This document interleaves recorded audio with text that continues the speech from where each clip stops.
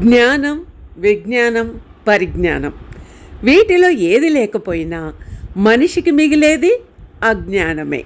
నిప్పులో చేయి పెడితే కాలుతుందని తెలుసుకోవడం జ్ఞానం. దానితో పాటు నిప్పు ఎన్ని రకాలుగా పుడుతుందో తెలుసుకోవడం విజ్ఞానం.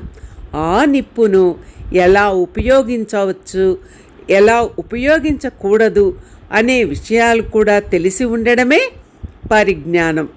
ఈ జ్ఞానాల్లో వ్యత్యాసాన్ని చెప్పమని కొందరు చమత్కారులను అడిగితే ఇది మామిడికాయ, ఇది ఉప్పు, ఇది కారం అని గుర్తించటం జ్ఞానం అనుకుంటే, ఆ మూడింటిని కలిపితే ఊరగాయ అవుతుందని తెలుసుకోవడం విజ్ఞానమట.